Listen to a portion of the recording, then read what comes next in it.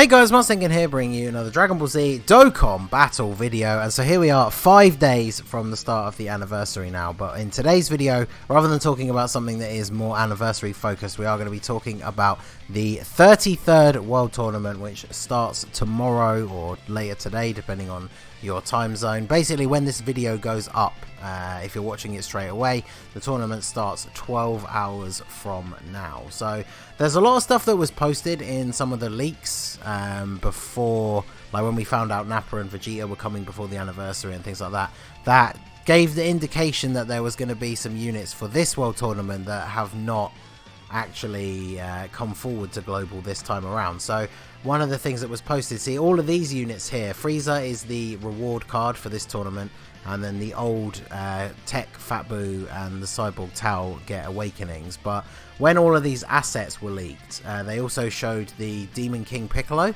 So a lot of us assumed that Yamcha was finally being replaced as the local World Tournament reward, and they were finally adding in Demon King Piccolo. But obviously as soon as we got this update in the news, this is the same image that shows up there. You can clearly see Yamcha is on there, and there's no mention of the Piccolo in here. So as far as we know for definite, it is just going to be these three units. So Frieza is the reward, and then these guys, their awakenings just go live once the tournament is live. So if you have both these units and you have the Master's Mark medals, you can obviously just awaken them straight away. So when it comes to the Frieza, one of the things that they did change a few World Tournaments back was now as you're going through the missions, doing your World Tournament runs, once you get to 23 million points, you will get one copy of the card straight away. Because in the past, we always had to wait until the World Tournament rewards were handed out before you actually got a copy of the new card.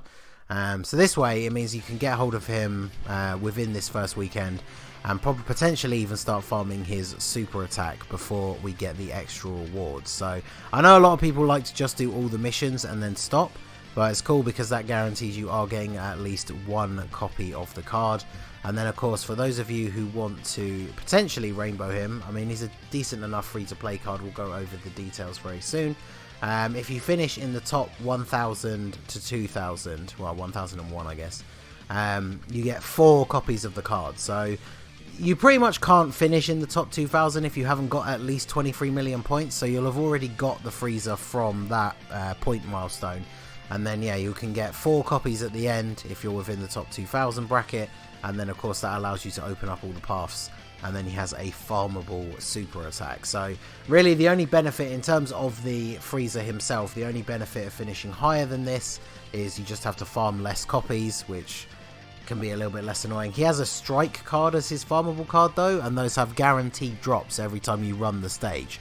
So they do drop as SRs though, so you have to train them up and awaken them using a few medals and items, and then feed them in for a 50% chance. So depending on your RNG, you could have to farm quite a few of them. So the higher up the brackets you finish, the more copies that you get of the Frieza overall, to the point where if you come first. So before, 15 copies, you obviously have 1, 4 for the paths, and then like 9 for the super attack. So you technically end up with more copies than you need. But I mean, that's literally for number 1. So not many people are going to be getting these top ones here. Like the top 10, you get 13, then it drops down to 20, you get 12. So you probably will have to do a little bit of farming. I doubt many people watching this video are probably shooting for the top 20.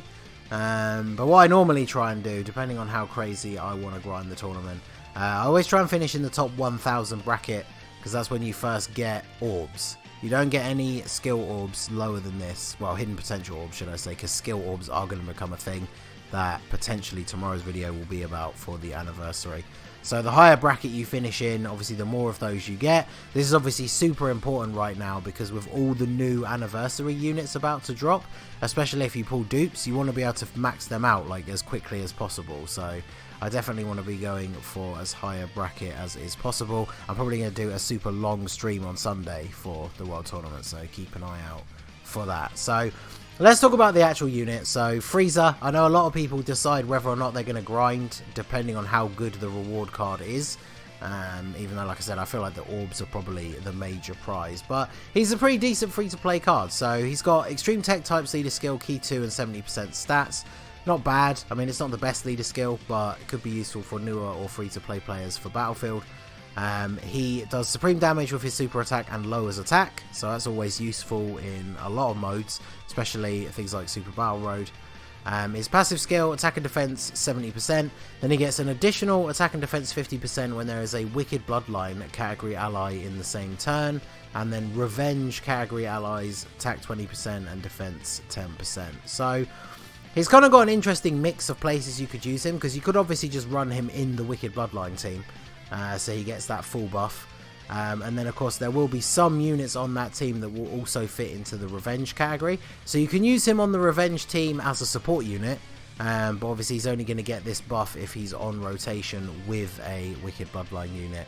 So depending on how you want to build your team, he can just be a backup support unit, but obviously for free to play he'd be a very good addition to the Wicked Bloodline team, getting that extra 50% on top of the starting 70% for the turn. So pretty decent. He also has decent links. Obviously he's got like strongest clan in space. He's got revival, which is definitely useful for a lot of the teams that he's on, and fear and faith as well for some of the more extreme teams.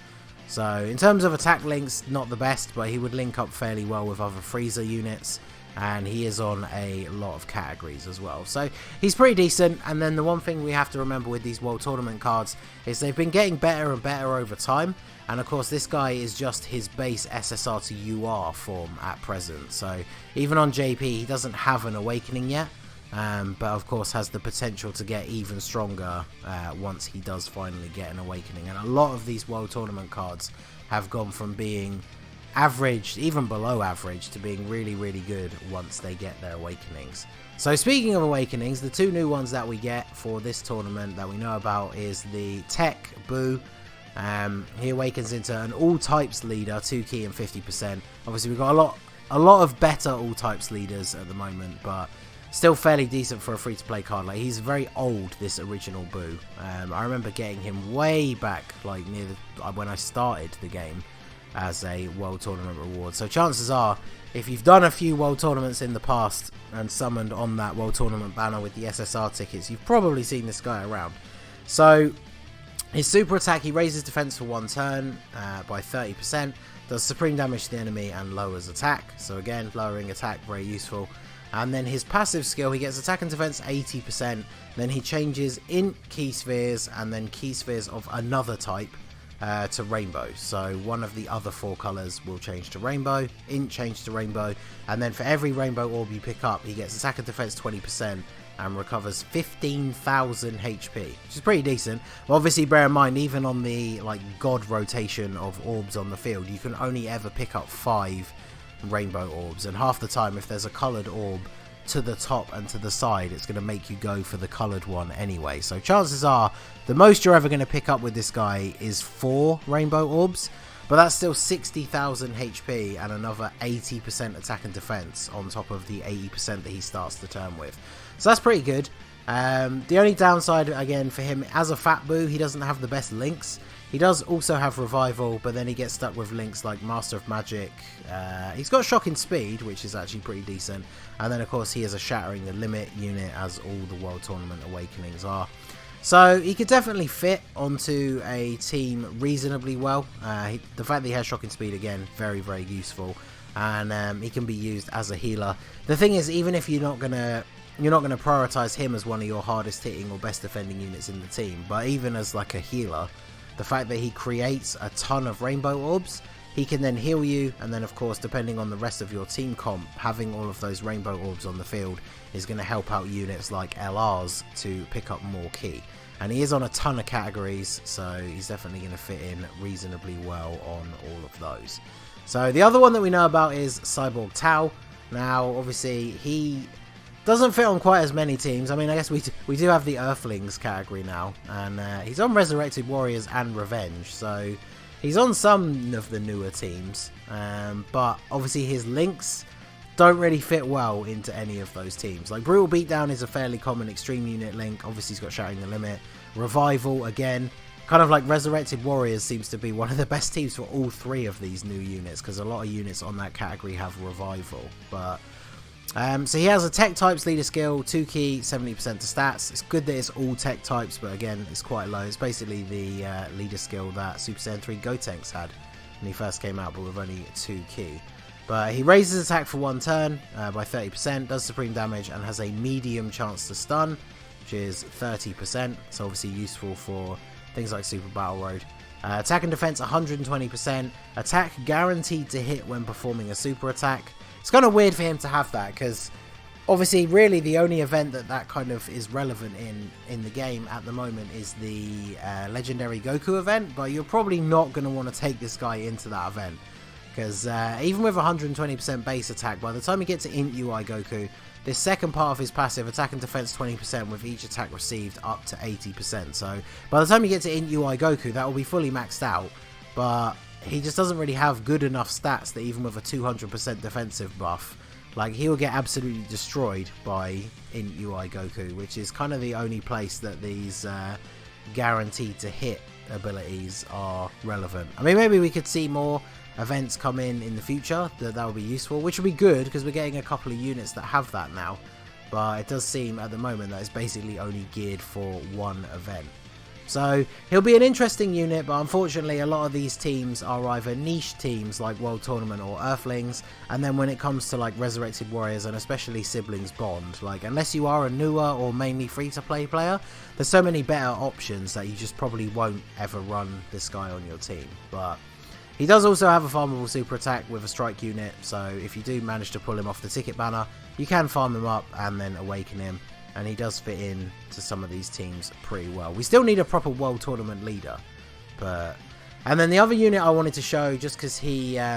this was mentioned in the files when the all the assets were shared, was this Gohan, the awakening of the STR high school Gohan, most people call him. He awakens into one of the best super type support units in the game. 58% attack and defense, gives everybody, including himself, 30% attack and defense, which is already pretty decent for a support unit. But then he also has 58% damage reduction built in, and he has a chance to stun. His leader skill is not great, but I guess again it could be useful for Battlefield, and he has really good links as well. So this was the unit I was actually most looking forward to. But it seems like with what the wiki is actually showing for the details of the tournament, it is only showing these new units to be added. So I guess it's the potential thing is that they just added the Demon King Piccolo and this Gohan into the files for Global, but he's just not actually releasing yet, which is a little bit disappointing. So let me know which out of those you are the most interested in. Like I said, I think Mecha Frieza is a pretty decent support unit for Revenge, and a fairly okay unit all around for like the free-to-play Wicked Bloodline team. And let me know what teams you are going to be running for the World Tournament. I brought up this tab because obviously we just got these guys on Global, and I know a lot of people didn't summon for them. But they're going to be really good because obviously LR Broly is still a go-to for a lot of people. And I've noticed when you're using physical units like the Dragon Ball Super Broly or the second form EZA Frieza, sometimes when you get to times 30 difficulty and you're at like the final, you can't finish off LR Brolys and some of the other stronger STR units with one super attack. So if you have these guys, obviously Nappa's 12 ki super is an AoE, and he gives himself a bunch of extra ki as well as attack when there's more enemies. So even depending on the team you're running, you could bring these guys as a friend if you can find them over the LR Broly, because they're on Pure Saiyans, Terrifying Conquerors, and then obviously their own team. Now, one of the teams that I talked about last time that I run like a transformation boost / Terrifying Conquerors team using STR Cooler as the leader. So because these guys fall under his leader skill, and obviously remember you get no leader skill boost from the friend that you bring, I could bring these guys as a friend and they'll still fit under that lead. And then the Cooler, when untransformed against multiple enemies, is a support unit for Terrifying Conquerors, so he'll be buffing them as well. So the only problem with that strategy is I think it's going to be a lot harder to find multiple Nappa and Vegeta friends. But if you are running a lead that they fit under, they're definitely going to be your best option for a friend lead.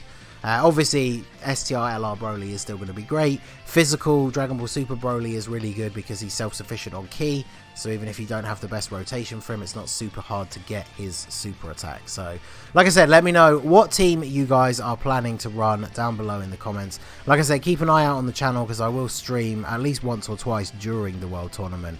and potentially do quite a long stream on Sunday, so keep an eye out for that. So that is going to be it for the video, guys. This has been the Master Ningen. Smash that like button, subscribe to the channel if you are new. You can follow me on Twitch or join my Discord. The link is in the description below. And I will see you all again soon. Have a good one.